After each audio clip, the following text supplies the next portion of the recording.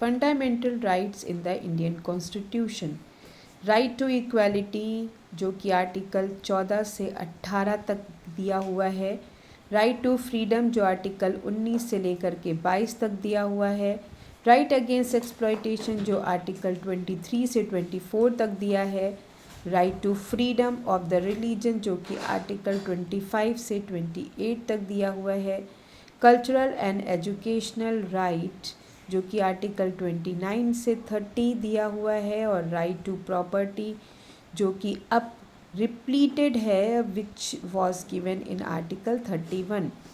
Right to education article 21 A का part है। और राइट टू कॉन्स्टिट्यूशनल रेमेडीज़ जो आर्टिकल 32 में मेंशन है। ये सभी राइट हमें हमारा कॉन्स्टिट्यूशन फुल गारंटी के साथ प्रोवाइड कराता है।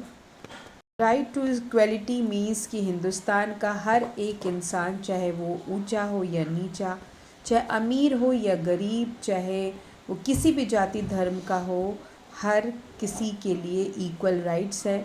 राइट टू फ्रीडम यानी कि हम एज अ हिंदुस्तान के नागरिक होने के नाते हमें कहीं पे भी आने जाने की पूरी आज़ादी है, लेकिन शांति के साथ। और साथ ही साथ हमें अपने व्यूज़ एक्सप्रेस करने की, हमें अपने भावों को प्रदर्शित करने की भी पूरी आज़ादी है, लेकिन एक प्रॉपर मैनर के साथ। राइट अगेंस्ट एक्सप्लॉयटेशन का मतलब अगर हमें कोई भी कभी किसी भी तरीके से एक्सप्लॉइट करता है, हमें दबाव में रखता है, हमारे अधिकारों का हनन करता है, तो उसके खिलाफ ये राइट है। Right to freedom of religion, हम किसी भी धर्म को फॉलो कर सकते हैं, कोई भी रिलीजियस टेक्स्ट को पढ़ सकते हैं, और किसी भी धर्म के मंदिर या मस्जिद में हम प्रेयर के लिए जा सकते हैं। कल्चरल और एजुकेशनल राइट के तहत हमें अपने देश में अपने देश की विरासत को प्रोटेक्ट करने का अधिकार है।